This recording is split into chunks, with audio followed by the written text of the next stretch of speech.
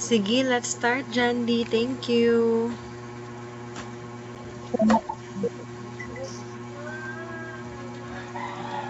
Let's start.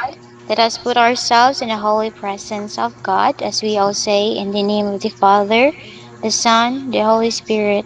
Amen. Heavenly Father, Lord, thank you for this wonderful day. We give thanks to you, Lord of God, for the gift of life that you have bestowed upon us. Give thanks to the food that you have provided to us every day, Lord of God, and also to the gift of life for the strength that we are able to do our responsibilities and duties every day, Lord of God. Lord, may you guide us today as we start our reportings, that you will give us knowledge and wisdom so that we can use this as we share this topic that you are going to discuss, Lord of God. May you bless us with your knowledge, Lord of God, and guide us throughout the reporting. These things we ask and pray in the mighty name of your Son, Jesus Christ. Amen and amen. Amen.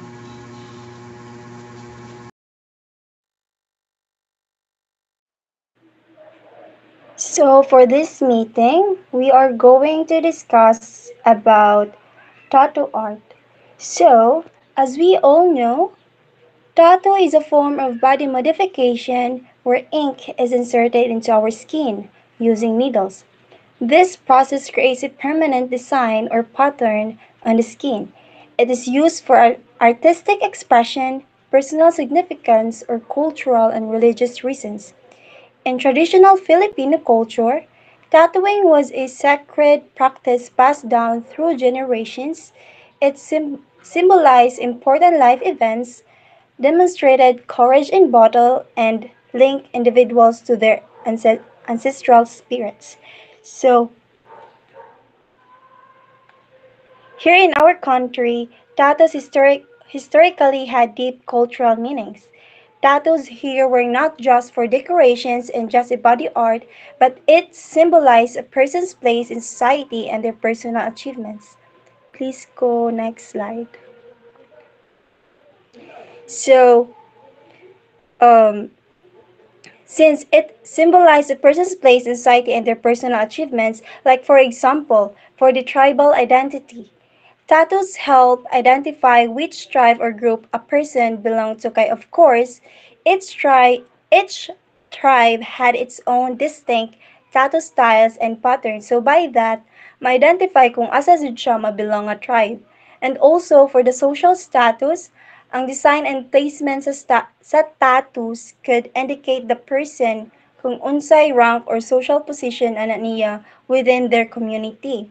And lastly, Tattoos were ar- tattoos were awarded to the persons who acts of bravery or significant accomplishments, or it is more often in warfare or other important activities. The practice of tattooing known locally as batok or pagbabatok, and it involved using a hand poke technique with, with tools made from natural materials. This was a meticulous and skilled process that often involved ritual and symbolism. So to deepen this lesson, let's proceed to the next reporter. So to get to know more deeper about the what is tattoo, let's know the history. So the history of tattoo was it in on the fall day in 1991, the two German hikers found a remains of Otzi, which was the earliest or the person who is considered who had the earliest known evidence of tattooing in the world. So si Otzi is a iyang body was na-retrieve siya between the Italian-Australian border, covered and frozen with ice. So the analysis shown that Otzi was around 30 to 45 years old and around 160 centimeters tall. So iyang body the time that his remain was under undergoes the analysis and investigation, the X-ray shown that Otzi's body had around 50 lines and crosses of tattoo onto his body. And ang X-ray nag-shown siya that he has an arthritis and found out that he has also a whipworm which causes a severe abdominal pain. So the time nga nakita ang body ni Otzi, they found out nga na siya'y tattoo between sa iyang spine, sa iyang knees, and also sa iyang ankle joint. So they have found out nga ang katuwa ding mga tattoos nga nakita sa iyang body is mura to siya og way para ma-threat iyahang mga pain nga na-feel kay tungod sa iyahang arthritis and as well as sa abdominal pain nga iyahang na-experience or na-feel. And also, it is purported origins in China where traditional Chinese acupuncture points, specifically those that are used to treat back pain and stomach upset. So, before jud na siya originally ng si Otzi na nakita or iyang remains na nakitaan, they believe that the acupuncture was originally nagikan jud siya sa um, China, which is their way para pag-treat siya sa kanang mga sakit-sakit nila like using the fine needles which is i-insert nila sa skin para ma-lessen ang pain nga na feel sa usa ka tao. And next is the earliest conclusion evidence of tattoos came from a handful of Egyptian mummies. So kani siya nga time pod before before ang record nga si Otzi is known as the earliest known evidence of tattooing in the world, ang believe jud nga pinakauna nga nag-start sa tattoo is ang mga Egyptian mummies which is very familiar po sa to based sa mga kanang movies nga itong nakita nga mga Egyptian mummies is mostly jud naay gina-carve silahang skin ato makita different design nga na dito and as well as gi-discuss pod na siya or Angel talk about that kaganiha nga it is a somewhat mag-represent bitaw of what tribe sila nagikan or tribe ug asa sila na appeal or belong sila asa sila nga tribe na belong. So that's all about the history of the tattoo and I would like to ask for the next reporter please.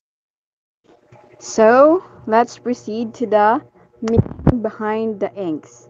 And different cultures have varying perspective on the significance of tattoos. In ancient Egyptians, they considered tattoos as protective marking from diseases, especially for women when they are pregnant. However, in Thailand, yantra tattoos are sacred markings on the body which acts as a charm for those who bear it. And on the Greek culture, tattoos, they used tattoos to mark their slaves wherein they were treated as possessions. And here in the Philippines, tattoos during the pre-colonial age was a widespread tradition not just to culminate one's life as a warrior, but it also had several connections with our anim- animistic roots.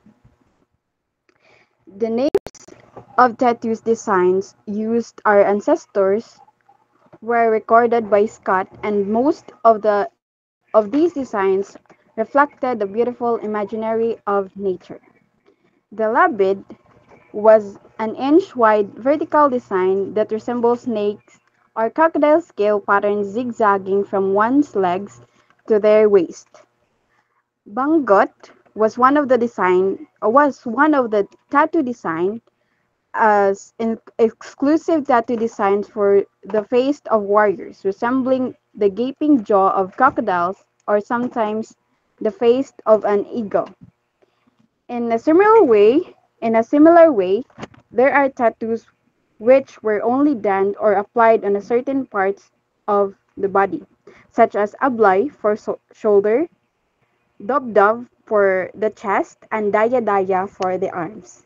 And yeah. That's all for the meaning behind the inks. Next reporter, please.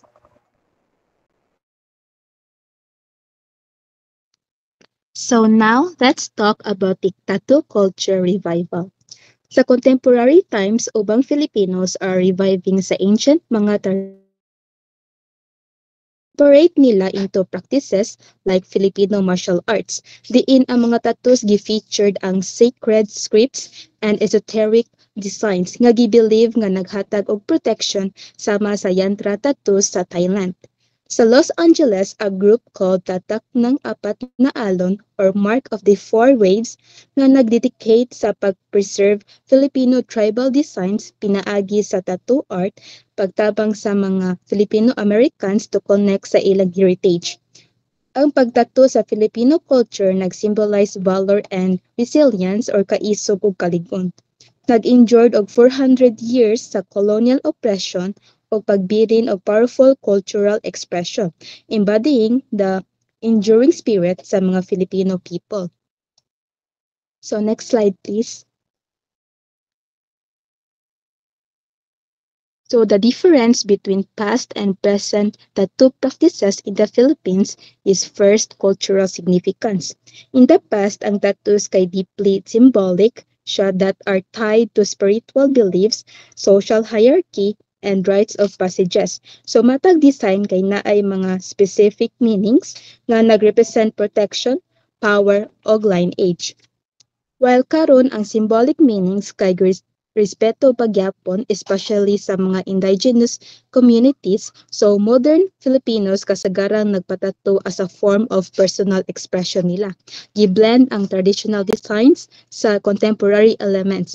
Ang mga tattoo karon kay nagsilbing pamaagi to reconnect with or paghatag tahod sa usa ka cultural heritage. So second is the social acceptance. In the past, during sa colonial period hangtod sa mid-20th century, ang tattoos are generally viewed with suspicion or nag-associate sa mga lower social classes, criminals, or sailor. While karon ang tattoos kay more socially accepted na siya, lapi na sa mga younger generation. Ang pag-rise sa tattoo studio sa cities like sa Manila, Cebu ug Davao nagpakita nga kausaban and daghan sa mga Filipinos karon are embracing tattoos as a form of art and identity. Two techniques and tools. In the past, indigenous tattooing kay gihimo or gamit sa traditional nga pamaagi sama sa pagtapping sa stick with a thorn or bone aron masud ang ink sa panit. Ang process pod kay time consuming and more painful siya. Well, karon traditional methods kay kina-practice pod siya sa ubang indigenous communities. Ang mga modern tattoo studios sa Philippines nagamit na og advanced equipment o sterilization techniques. Kining modern methods kay allow for more intricate designs, a wider range of colors, and mas safe ang tattooing process niya. So lastly is the purpose and motivation. So in the past, ang tattoos kay gi-earned or gihatag as part of cultural traditions and nagpapakita pod as a lifelong markers of one's identity, achievements, and connection sa spiritual world.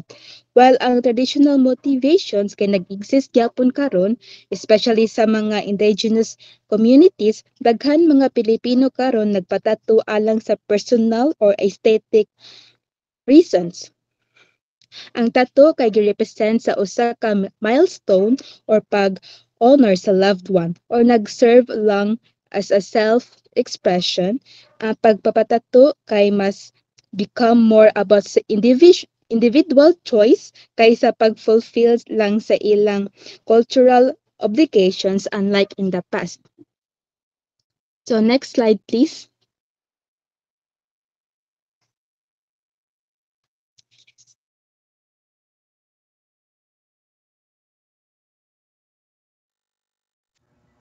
Okay, so thank you, Reporter Hannah, for emphasizing the differences between the tattoos from the past and from the modern tattoos. Now, let us go to the sample tattoos and the artist of um, today's trend. Now we will first focus on the now let us focus first on the most famous tattoo artist named Apo Wang Od. Apo Wang Od is the master of Filipino tattoo art.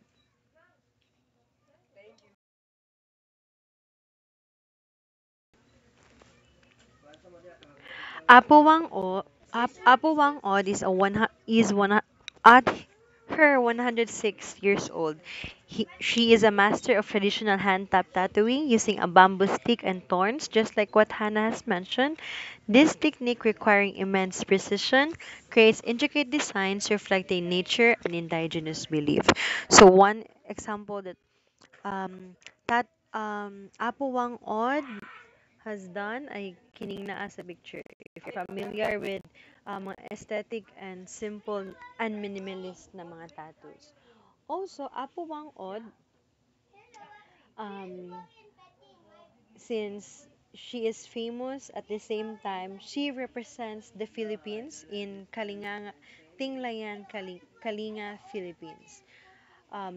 The reason behind why she started tattoo is just like what the previous reporters have shared. It is part of their culture and part of their practice as Filipinos. Now, let's proceed to the second one. Next is Ezekiel Oclaray. So, Ezekiel Oclaray is mas younger siya than Apo Wang Od since 106 years old na si Apo Wang Od. He is highly regarded tattoo artist in the region. He is known for his exceptional hand poke artistry. He started tattooing in the year 2018, so bago-bago ra jud, and mastered hand poke by buying an ornament tattoos.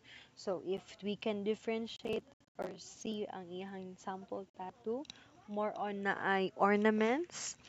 At the same time, by buying or he uses previous alphabet na ginagamit ng Philippines. Now, let's proceed to the next tattoo artist. Kini modern and younger siya kay bata-bata pa pod. She is Imao Clemen. So Imao Clemen is another very famous Filipino tattoo artist. Clemen is renowned for her exceptional body artwork.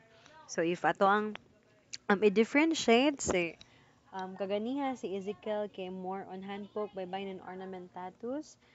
Si Imao Clemen focuses more on kana mga faces, mga bodies and all.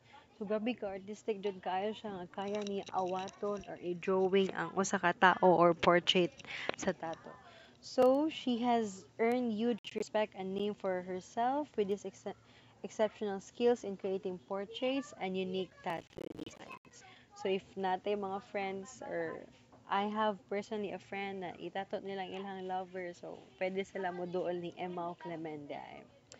Now, the next one is Jelly Talabok. So, um, he brought honor jud sa ato kanang mga taga Cebu ba kay he is based in Cebu City. He is known for his minimalist design. So, ganahan kaayo ko ani jud niya personally. Precise dot work. So, more siyag modern wang odd kasi wang odd kay three dots, 'di ba? And then old siya. Si Jelly Talabog kay he is a modern tattooist nga more on minimalist designs, dot work, and intricate floral tattoos.